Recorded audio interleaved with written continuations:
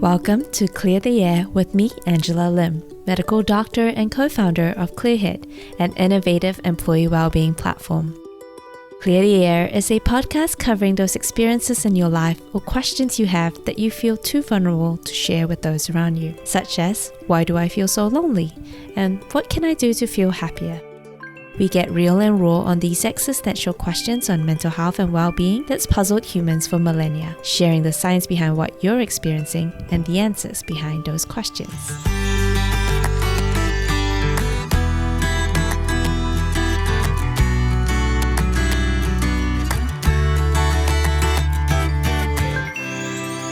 I know it can be really hard to stay positive right now with all the adversity and uncertainty that the world seems to be throwing at us. And it can feel even harder to learn how to pull yourself out of a rut when you're right in there. And instead, what can we do to reinstill hope in ourselves, build that positivity back into our daily lives, and not only learn what to do as individuals, but actually how do we sit within a wider system, and what can the wider system like our workplace do to ensure that we stay thriving in our lives. So no matter how big or small the trials that you face, there will be something that you'll get out of today. And who better to talk us through this than Dr. Suzy Green? She is a clinical psychologist and the founder and CEO of the Positivity Institute, an organization dedicated to the research and application of the science of optimal human functioning in both organizations and schools. She is a leader in coaching psychology and positive psychology and published over 20 peer-reviewed journal articles. She lectures at the University of Sydney and is a fellow at Australia's leading mental health institute, the Black Dog Institute. And she has also worked with many large organizations like ANZ, Fitbit, and more. So with that, welcome, Suzy. Thank you so much, Angela. It's a delight to be here with you today. Amazing. Well, maybe to kick us off, share a little bit with us, Suzy. What's gotten you to where you've gotten in today? Like, why positive psychology? Yeah, it's been an interesting journey because I started off in psych. I'm still a registered clinical psychologist and spent the early part of my career working with people that were very unwell. I worked in a private psychiatric clinic in my first job as a very naive intern psychologist, actually. But through a series of fortunate events, I ended up doing a welfare study on evidence-based coaching, and it was actually a life coaching intervention as a mental health prevention intervention. So in a nutshell, it was helping people get clear on their values, what matters most in their life, and then setting some goals around that, and then supporting them through the goal striving process, evidence-based coaching approach. And we were able to show in that it was an RCT, randomized controlled trial, that not only did people reduce levels of depression, anxiety, and stress, but they increased their levels of both psychological and subjective well-being. So that was my doctoral research, and I've gone on to do, I think, another 3 RCTs over the years on coaching in schools. So I'm a big fan and very passionate about the education sector.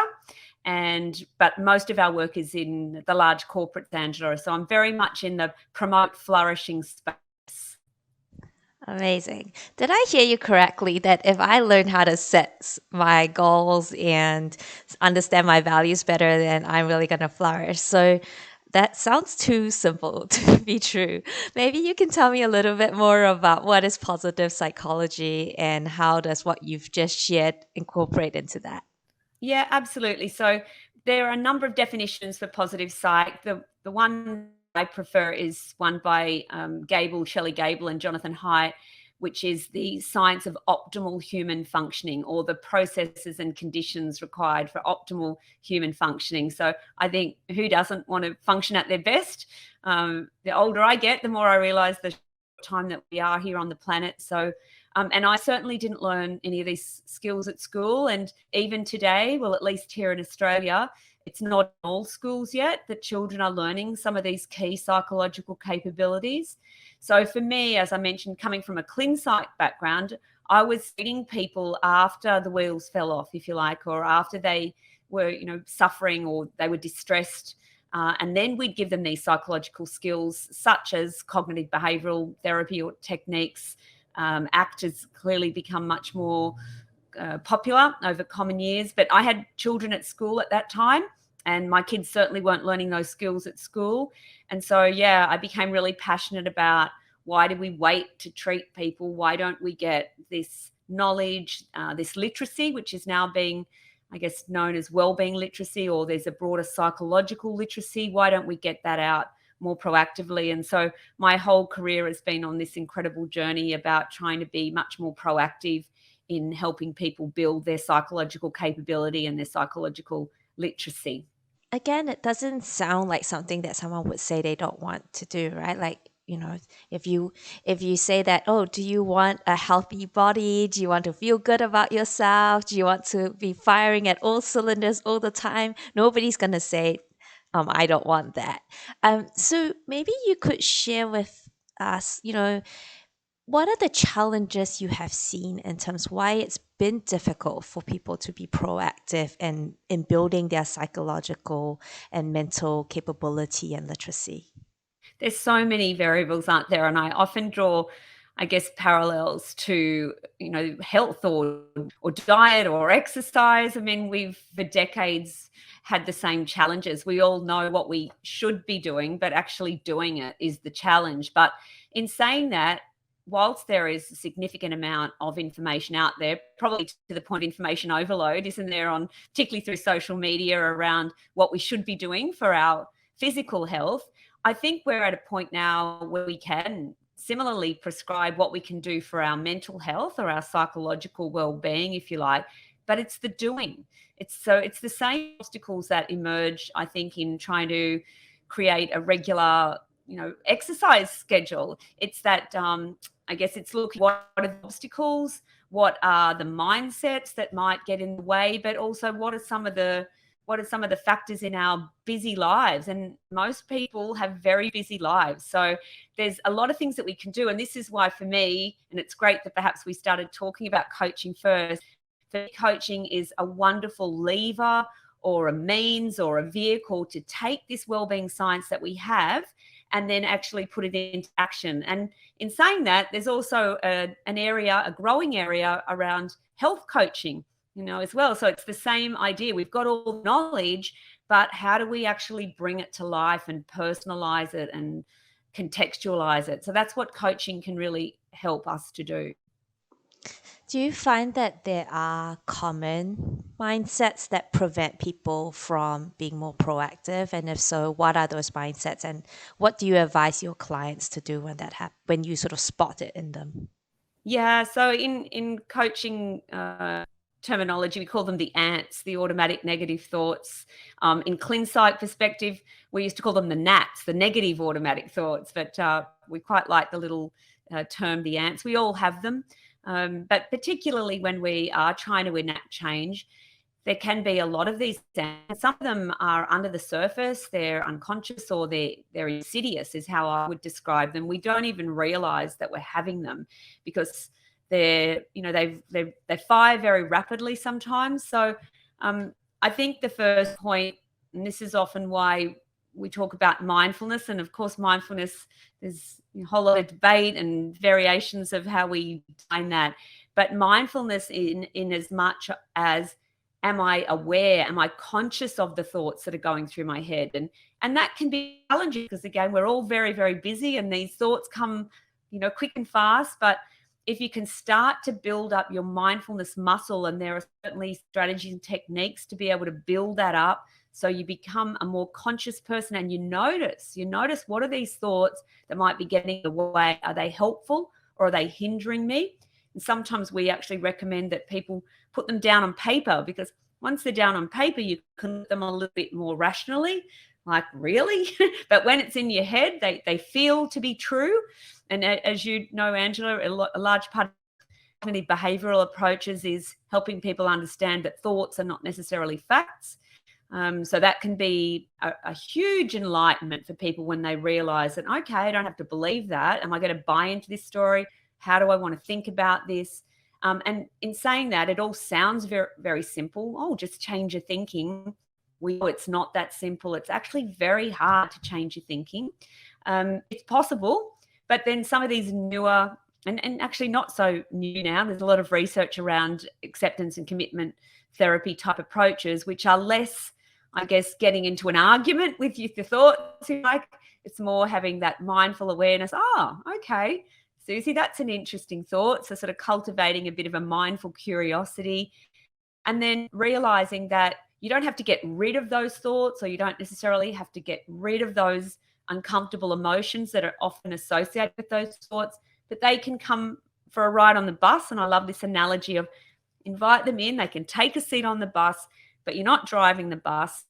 Where am I going with the bus? And this is where values, and I'll talk probably a bit about that today, because that's a large part of coaching, which actually leads to these wellbeing outcomes, is knowing what matters most in my life, moving in this values congruent direction, and sitting with the discomfort if I have to, but still making progress.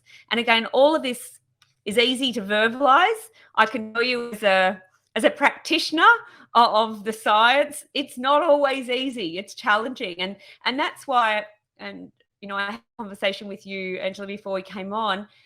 For me, there's so much pressure put on us at the individual level, to be able to change our mindset or change our behavior.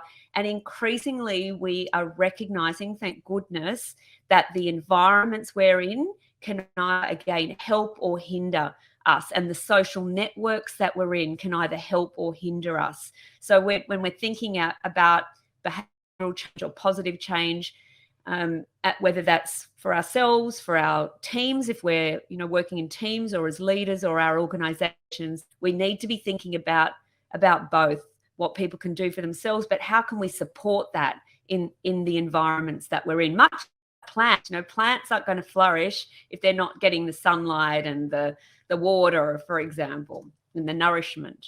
That's amazing. I mean, if I could just summarize all that you've just said, I mean, there are a few things. One is, when we want to make a change in our lives, the biggest barrier here is our negative thoughts. And for most people, they are unaware of that negative thought. And so, number one is, can we practice mindfulness activities that helps us notice these negative thoughts and not beat ourselves up about them, but accept they exist, and then maybe take steps to reframe those negative thoughts. You talked a few times now that it all sounds easy, and I also said it sounds easy, but we both know how hard it is to do. And so I think for someone who is currently in that process, maybe you could share, like, what are the simple things that a busy person can do, and when do you see these common areas where people stop doing them, and what can they do to overcome that? Yeah, look, there's probably a few quick tips and tricks that which are supported by science, but I've definitely utilized in my own life and with my clients' life. And so things like primes, a positive prime that can trigger us to get our head into gear. Like, how do I want to be thinking? So I know this isn't going to be a strategy for everyone on the call, but I'm a big fan of lipstick on the mirror, Angela. So if I'm really struggling with a mindset about something, I'll write up on the mirror in lipstick the thought that I want to be having around a situation. And it's like, repeatedly looking at that, and and when you're looking in the mirror, you actually look at yourself, so it's sort of sinking in. But we do know that we habituate to primes, so it's important to keep shifting them and keeping them fresh and keep changing them. I think getting into a practice of, perhaps if you're really challenged by a certain mindset or a certain type of ant or scheme, we call them in Clin Psych as well, a belief, getting into a practice of, at the end of the day, reflecting on the day and perhaps thinking about the situations or the scenarios you were in, what might have been the mindsets, what were the common mindsets, because often we find there are themes. And we know from cognitive behavioral approaches that two of the common themes that come up that underpin or drive a lot of these mindsets are, I'm incompetent or I'm unlovable. So when you drill down, it often comes down to these two. And look, for some people, I've worked both, as you know, as a clinician and as a coach. for some people that are functioning relatively well, it can be a very quick, oh, wow, like, I didn't fully realize that I was holding that mindset, and they can shift it relatively easy. For other people, I'm not going to lie, it can be years of hard work to shift schemas that were developed in early childhood, adolescence, and have been reinforced and reinforced. And that's where we really need professional help to help us, see ourselves differently. And for me, this is not just about shifting mindset. This is about your growth as a human being, your personal growth, and your movement towards a greater level of maturity as a human being. And that's an ongoing journey. So for me, yes, there's lots of strategies and skills we can use, but I always try to picture it holistically about who you are as a human being, what matters most to you, again, coming back to values.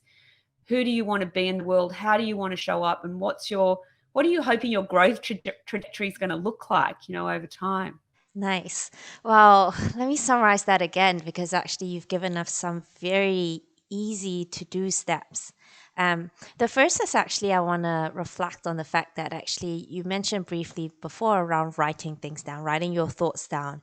And actually, the part of your brain that processes the writing part of it is different from the part of your brain that's listening, the part of your brain that's like thinking in your head. And so actually, by writing things down, you are engaging in different parts of your brain that helps you process it better. So when you talked about writing the lipstick on the mirrors, perhaps some of our audience would be like, oh my God, then all the cleaning I have to do. So maybe so maybe having like post-it notes by your bed or by your mirror, and write that down. And you mentioned there were two common negative thoughts. One is I am incompetent, and one is I'm unlovable. So when you're writing these prime statements down, think about the opposite. You can say stuff like, I am going to be amazing at work today. Once you keep repeating that, it becomes a reality and builds that habit. And all of what we've just described should take you no more than 5 to 10 minutes in the context of the busy lives that we've just accepted that most of us are part of. And you know, we talked about basically the side of things around here are the things that you can do to reframe your negative mindset and become more of a growth mindset, which I love. But actually, a large part of growth is the ability to accept that you cannot control this life journey that you are on, that sometimes your biggest adversity ends up being your biggest lessons if you are able to accept the lesson that is being taught to you. Otherwise, you might keep getting it again and again. Can you talk us through, in the context of positive psychology and coaching, how do you help your clients let go of control? Because sometimes we know that in people trying to control things, they actually make things worse. Or like, some maladaptation of control would be, for example, some people who develop more OCD types of traits as a way of feeling like, oh, I'm in control, I'm constantly washing my hands. But actually, it's not really addressing the underlying sort of psychology behind it. So I'll pass it to you to elaborate a little bit around that context. Yeah, it's a good one, isn't it? And Stephen Covey's model of the circles of control and influence, and even the serenity prayer, isn't it, of knowing what you can control, what you can't, and having the wisdom to know the difference. I think that's a great reflection point for people to consider. Sometimes in our environment, there are things we can control or things that we can't control, and recognizing that. But the one thing we can have, and I won't say control, perhaps we can better manage, is our mindset around that. But again, that does come back to, it sounds easy, it's not always simple to do. But yeah, I think the first thing is raising the awareness around it, which is why the mindfulness piece is so important, and being curious and I wouldn't just say curious, I'd be curious and compassionate. And this is where a lot of that wonderful research by Kristen Neff on self-compassion. And for those that are new to that, you might want to just put in the TED, in Google, the TED talk for Kristen Neff's work. There's some really wonderful things we can do rather than beating ourselves up for having another ant or another unhelpful mindset. Just cultivating that compassion, self-compassion have towards ourselves. But I would say again, there's a lot of pressure that often we put on ourselves when it can be so helpful to get some professional help. Now, I know here in Australia, at least, Angela, it's actually quite challenging at the moment. We have significant waiting lists to see mental health professionals at the moment. But look, it might be a coach if it's not something that's too clinical, or it could even be a buddy, or what we would call a peer coach or a co-coach. Because if you've got someone supporting you in reminding you why you're doing this, who you want to be, having that additional support can also be very helpful. I also think we use an exercise called the best possible self, where you actually write out a description of you at your best. Now, this is not about you being perfect, but it's asking yourself, how would I ideally be thinking? How would I ideally be feeling? How would I ideally be behaving? How would others know I was at my best? And I certainly do this for myself. And at least on a weekly basis, I'll reread that. And look, I'm a nerd clearly when it comes to coaching. So every week in my journal, I will at least once a week, usually on a weekend, look over my values, look at, how well am I living those? Is there anything I want to do this week that would help me to live them just a little bit more? What's my fuzzy vision? So I have a letter from the future, 10 years into the future. I don't always look at that every week, but probably once a quarter. But then that best possible self again, just reminding myself constantly of who is the person that I'm trying to become, or how I want to show up on a daily basis. Yeah, and I just really want to acknowledge your point. It is really hard right now in the public system, not just in Australia, but in New Zealand. And basically, the wait times right now is about 6 months. And I know that currently something like 1 in 3 psychologists actually, their wait lists are too full to even put you on it. And so, really want to stress that actually for employees, they tend to have something called EAP. Clearhead is one of them. And so basically, you can get support usually on Clearhead within a day or two. And so I think it's super important that you don't sit there in silence going like, oh, there's nobody out there to help me anyway. This is usually a confidential service, and it doesn't have to be work related. It could be like you're going through a divorce, or as this point here is that you're just trying to figure out what your values are. Are you aligned to that? So really don't discount the free professional help that's available, usually through your workplace. But I think let's come back a little bit to your point before around really thinking about what it means to kind of accept that some things are not in our control. But I think that when you talk about that, one almost have to have the mental capacity to actually process that.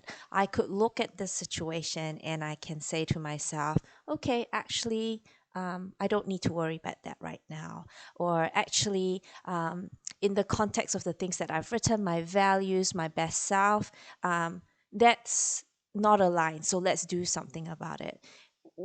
But what happens, which I based on our Clearhead data that we're seeing, is people are increasingly overwhelmed. So they are dealing with the financial stress of inflation, increasing interest rates on their mortgages. They are dealing with health issues, whether themselves, their children, their parents. They are dealing with increasing workload placed on them as companies cut costs and need to manage with less. They're dealing with basically, other relational challenges, whether that might be with their partner. As they feel the stress, they might lash out at that partner. They don't feel loved, they don't feel supported, and suddenly it's like, I'm not just sitting down trying to work through one problem. I've got 5 or 6 things on my plate. I don't even know where to look, what to do. Yeah, how would you help someone when they're in that mental state? I'm hearing you. It's very, very challenging on multiple fronts for people right now. I think, if you can access support through EAP, absolutely do that. And look, given I've been in this field for 20 years now, I've absolutely seen a shift in the reduction of stigma around seeking help. I say usually it's not quite like New York where people brag about their therapists yet, Angela, but it's so wonderful to see that more people are open and realizing that it's not necessarily a year on a couch like in the Freudian days, that it might only be 3 sessions, and working with someone can help chunk down that overwhelm into some small actionable steps with the support of someone and the encouragement of someone, and someone that's going to help you see the strengths in you that perhaps you can't see. And that's why taking a strengths-based approach can be really helpful. But clearly when you're, if you're languishing, which is the term that we use in positive psych, it potentially is a subclinical depression. But when you're languishing, your thinking does start to shut down, and you can get into that spiral. So I think, the ideal is that we're able to pull ourselves up before we start to spiral. But that, as I said, it's not always to do, but having the people around us or the systems around us. And that's why workplaces can be such a wonderful support for people's mental health, because I've had many people say to me, I would never have gone and seen a psych, but, I've been introduced to some of these wellbeing initiatives through my workplace or through my team leader, for example. So we are seeing increasingly organizations introducing some of these psychological capabilities which address not just mental illness, well-being, but are there for people's capability building as well. But I think, the first thing to do would be to try and get it out of your head. So I'm a big fan, as we've recognized, in writing things down, because when you look at them, you can look at them more rationally. You're less fused is the term that's often used. So we can look at things rationally. If you don't have access to EAP or you can't access a mental health professional, try and find someone in your network, a good buddy if you can, that is prepared to sit down with you over a coffee, and be willing to be a little bit vulnerable, I guess, in terms of, and this is actually really hard for people that are normally coping. And I know myself, this is something I've had to learn, Angela, because people assume that you're okay because you're achieving, you're getting on with life. And so I've had to personally learn to actually say to my good friends or my family, you know what, I'm actually not at my best at the moment, and I need help with this, this, and this. So, it's not an easy one to solve. It's certainly not an easy one. We want to accept all the help that we can, but we can also get into, which you'd be aware of, this concept of learned helplessness. So when we've been trying to enact change for a while, whether that's through our own means or at work, we've been trying to change something and we're not getting anywhere, our brain starts to think there's no options. There'll never be any options, when in fact we know that every day things can change. So we've got to try, and this is where the positivity comes into play, because the research tells us if we start to experience even little bits of joy, we know that our thinking starts to broaden. We start to see more things in our environment. We start to see more opportunities.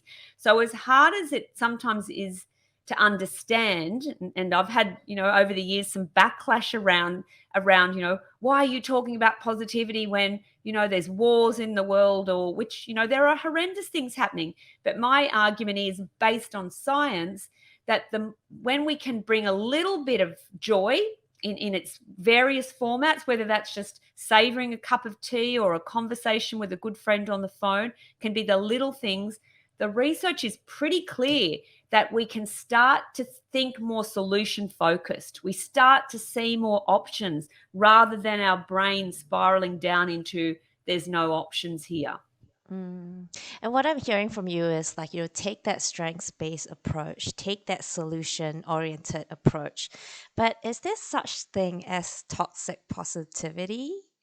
Yeah, there absolutely is. And as much as it irritates me, my concern is that we throw the baby out with the bathwater. So when I hear toxic positivity, I feel like you're not allowed to be positive at all, if you like. Now, to me, I absolutely get the concept of toxic positivity, which, a forced smile, if you like, even when things are horrendous, or not allowing our friends to actually express how they feel, or immediately jumping to, come on, Angela, there's so many things to be grateful for. You just need to cheer up. Like, we know that's not the best approach. We really need to give people the space to just be how they are and to validate, not even to say anything, just to be there to listen to people, rather than feeling like we have to find a solution for them. And that can be really hard. And I would say to people listening, a bit of compassion for people around you as well, because their intention behind offering solutions is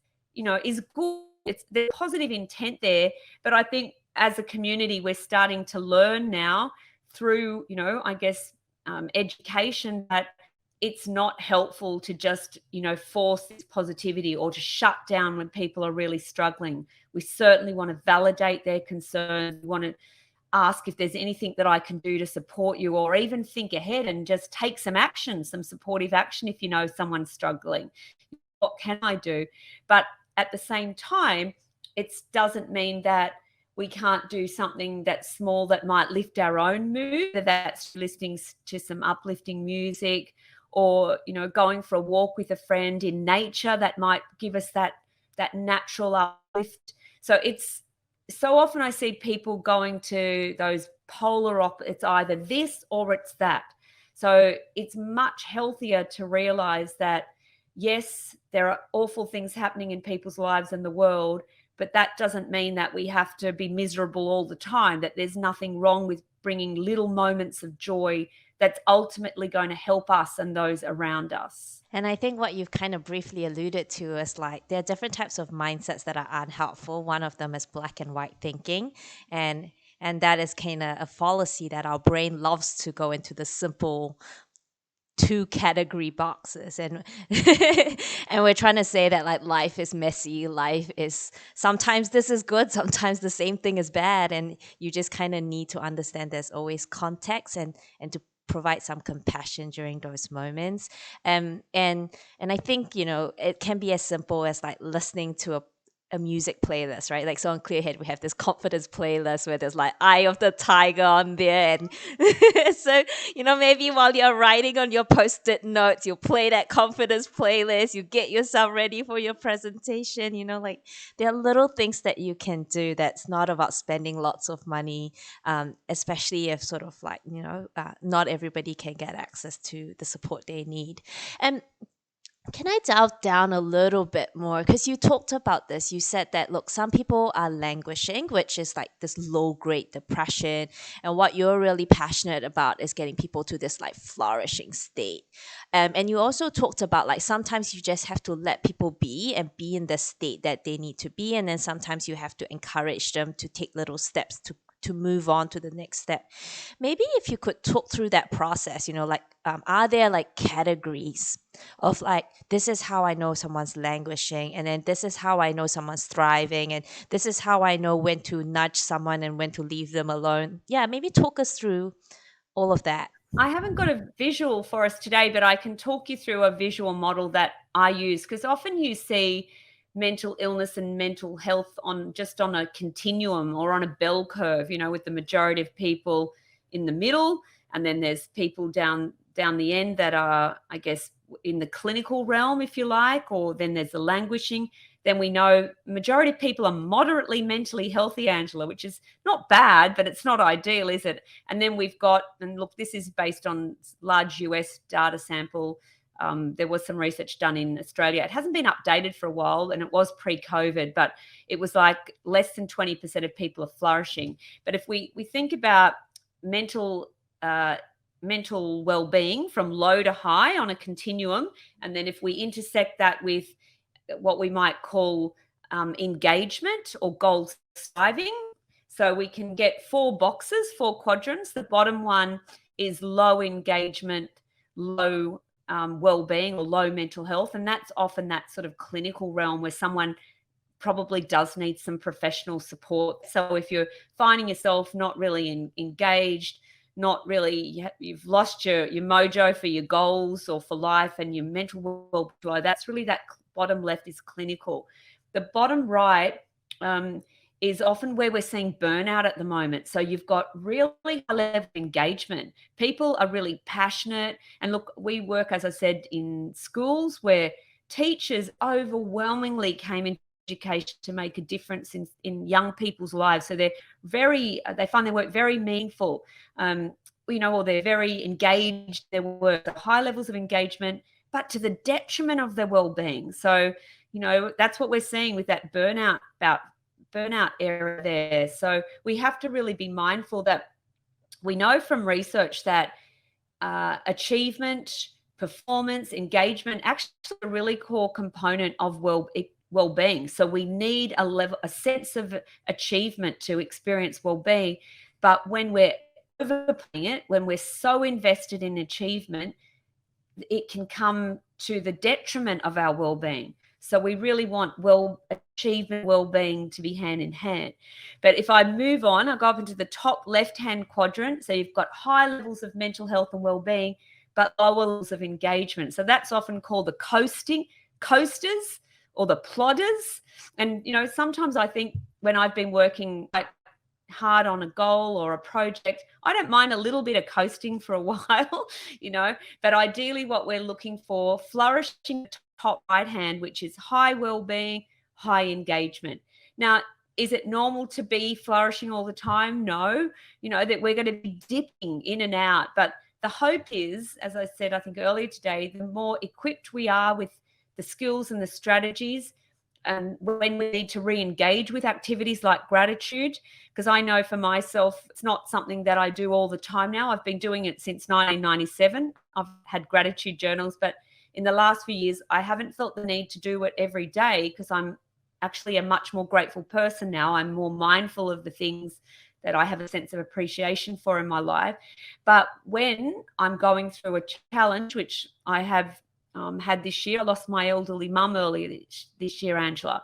And so I found myself reaching for some of these strategies that normally I'm not doing on a day-to-day basis anymore. So it's like also, when we get really stressed, and often, people say, I haven't got time to exercise. When I say, how's your exercise regime? Oh, I don't have time for exercise. And so it's often the first thing that we got, when in fact, they're the things we need to be really upping the ante when we're, really stressed or we've got a curveball that we're going through. And again, I would just highlight to have people around us to remind us of that or to support us around that can be really helpful during those times. Thank you so much for, sharing and being vulnerable about what you've recently gone through. I didn't know whether to mention it or not.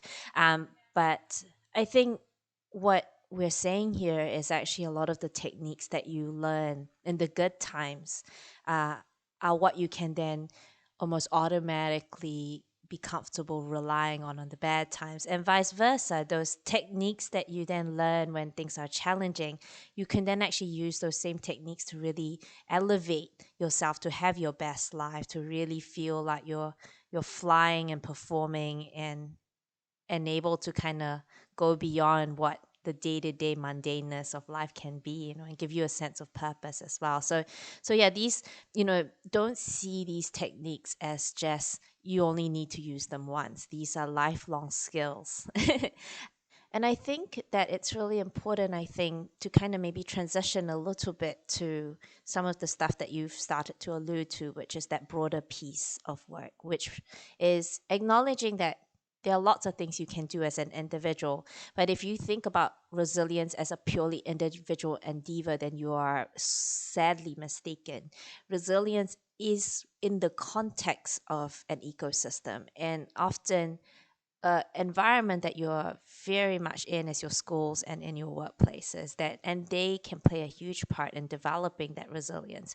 One of it is, as we've talked about, providing good high quality EAP support that people can, sort of in a stigma-free way ask for help. But what are the other psychosocial aspects that you see workplaces being able to contribute to allow people to flourish at work?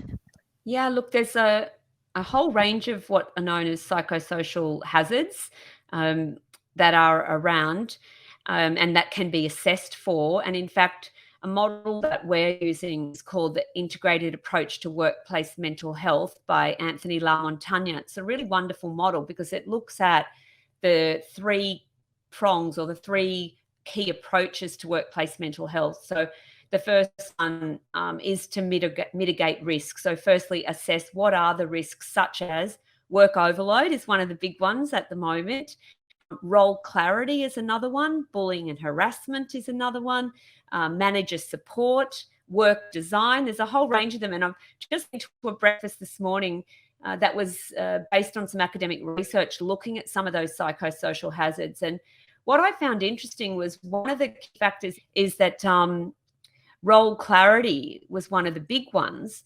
But what the research said today was it's not so much knowing what's on your job description, which is coming out of their research. It's the changing priorities. And it's certainly something that, we're dealing with even in my small business, Angela. So it's like everybody knows what they're doing, but every single day the priorities are changing because there's so much work. And whether there's an opportunity to reduce workload, in some cases there are opportunities where organizations can manage those workloads better. But in other cases, we have less control over that. But what we do have control over is how we're prioritizing those workloads. And I also asked a question this morning of the researcher, how much of that is reliant on the individual or the staff member, feeling safe enough to speak up and say, the workload's too much at the moment, versus how much is it on the manager to be monitoring that. And she basically said, look, we need both really, because leaders are humans as well, and leaders their research is telling us, are really struggling and suffering at the moment too. So this concept of having high levels of psychological safety where people can actually voice their opinion. And I've also heard recently that by having, I guess, people have discussions around some of these hazards, it doesn't necessarily mean that we can, as I said, reduce the workload, but the teams can come up with some fantastic ideas around improving efficiencies, for example.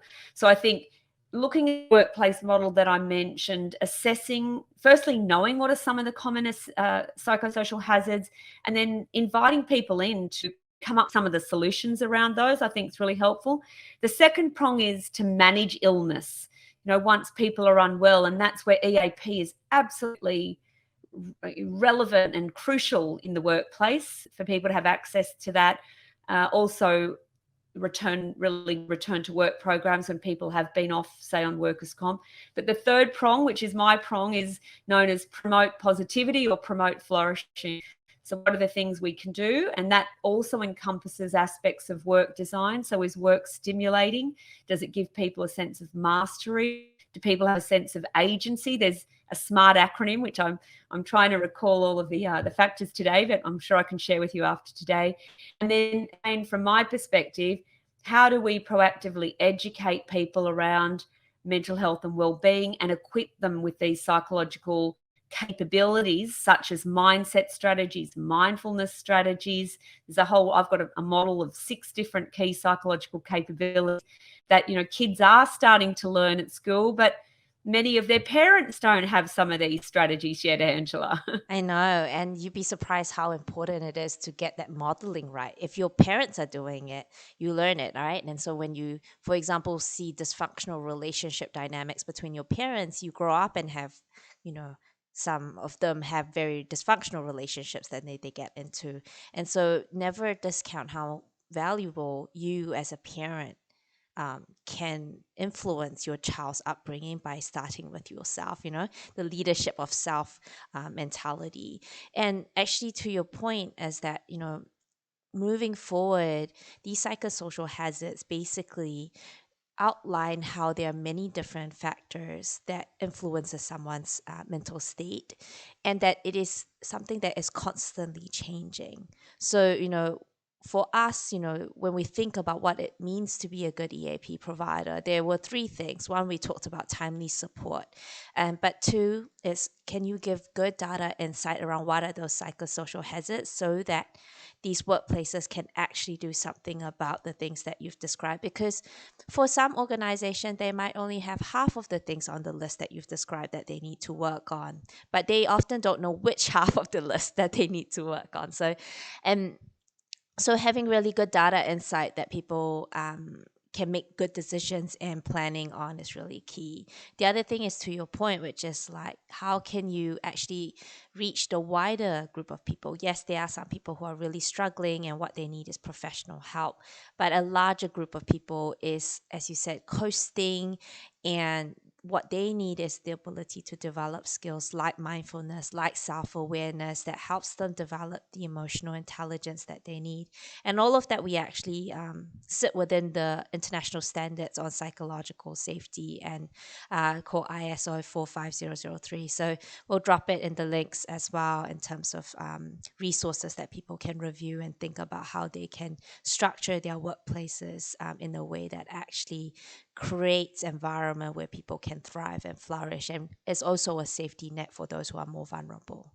Absolutely, and I think what we've seen in the past, a lot of our work has been focused on leaders, and understandably, because the leaders are the levers, and we now have all the research on the social and emotional contagion theories. But what I'd really like to see is, we talk about leadership capability, but I'd love to see it more broadly being offered to staff, to people that perhaps aren't in a formal leadership position, to still learn some of these psychological capabilities. And that's certainly the work that we do and we're passionate about.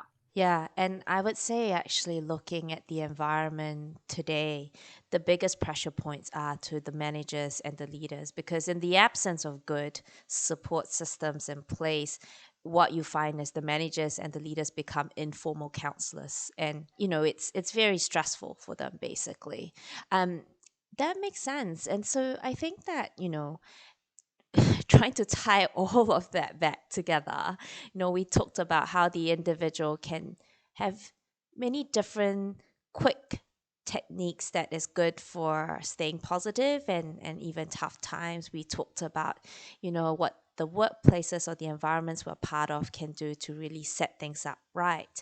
But really, in the context of bringing it all together, we keep hearing, for example, that there's this epidemic of burnout, as you kind of alluded to.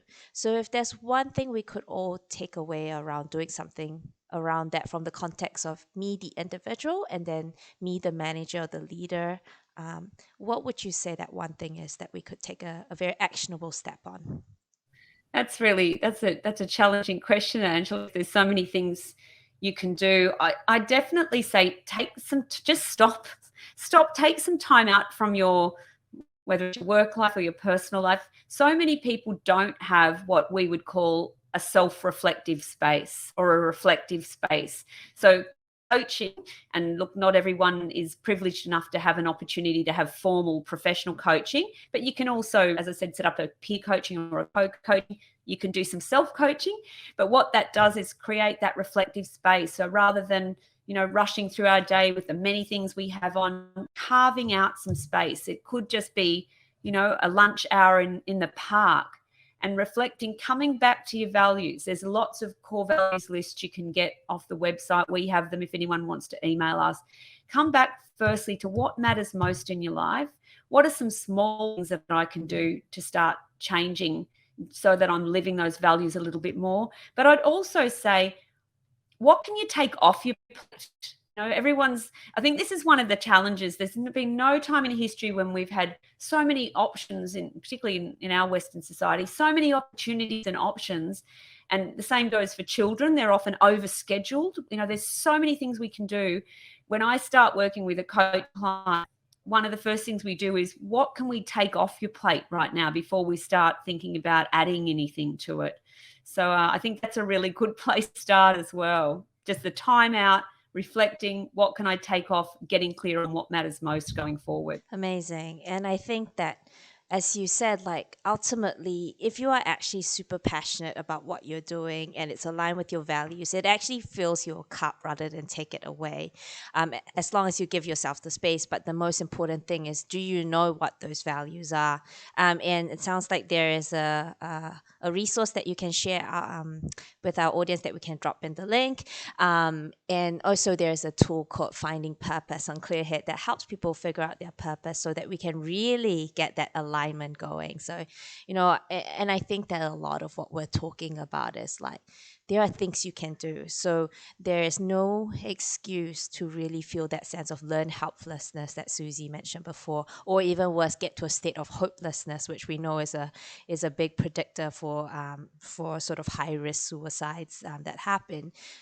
So there are steps that can be taken. You don't have to spend lots of money, and they don't have to take very long in the context of the sort of like busy life. One final thing is, we talked about it's hard to change mindsets. It's hard to practice these things. What's one thing that you would advise people, whether that's the HR person or the individual themselves, on regularly reminding themselves and getting into a habit of practicing these positive things? Yeah, well, one thing that certainly worked for me, although I mean, you're so right, Angela. These are practices. Like, you can't just go to the gym once a year and that's it. It's the same thing. These are practices that you've got to continue and continue and continue. And if it doesn't work, we have a saying in coaching: do more of what works, change what doesn't. Try and stay as solution focused as possible. But I know for me, implementing a mindfulness practice, and I like the guided practices. So some people prefer to sit there quietly. I actually prefer using an app, and I've pretty much road tested every app that's available out there. There's a whole lot of ones that are helpful. But I think before you get out of bed in the morning, if you can, and I know some people have got young kids, it makes it difficult. So if you can't do it in the morning, finding some time in your day, 10 minutes. And I heard John Kabat-Zinn, who brought mindfulness to the West. Was fortunate enough to hear him speak many years ago, and he had a tennis ball. He said, just take a few minutes, just drop into yourself. You know, before you get up, mindlessly getting on with the day and busy and rush. Take a moment. How am I feeling? You know, what's going on? Who do I want to be today? So for me, it's really trying to increase your intentionality about how you want to show up, what sort of mother, brother, sister, employee, what leader that you want to be. And the more intentional you are, the more likely it is that you are going to show up like that. Yeah, that's so good. And, I mean, ultimately, there are a few things you can do, right? Like set yourself like an alarm on your phone, that, okay, at this time, I'm going to drink a cup of water, or before I go to bed, I'm going to journal, actually schedule them in if you find it hard to actually remember doing.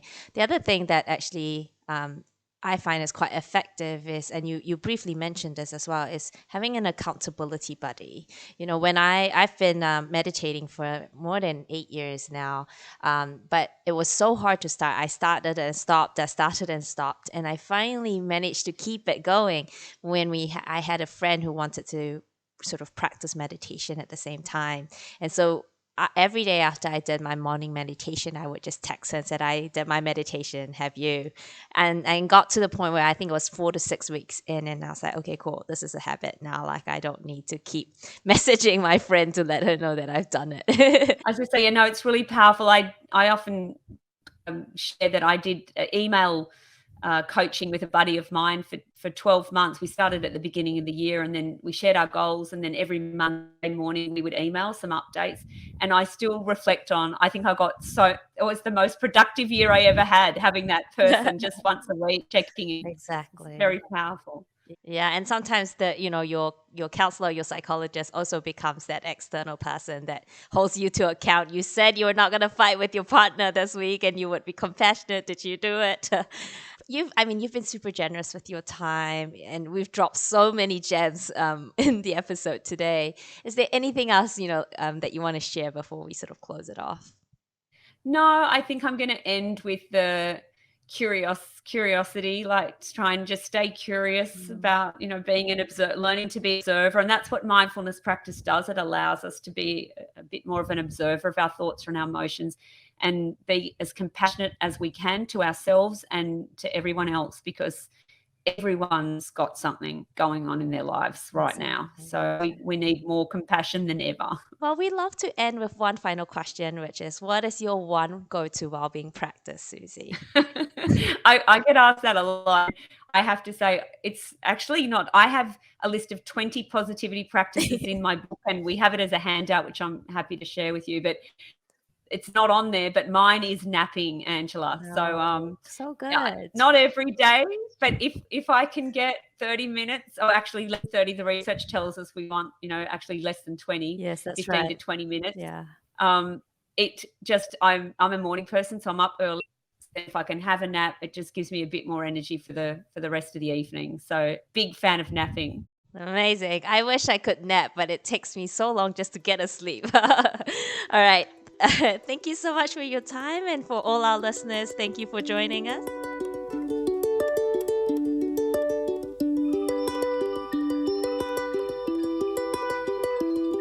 That's it for today's episode. If you want to find out more about us, visit clearhead.org.nz. Love our content? Share it with a friend, or leave it. If you want to learn more about how Clearhead can support your workplace, or you have a burning mental health question that you'd like us to explore on the podcast, you can reach us at contact@clearhead.org.nz.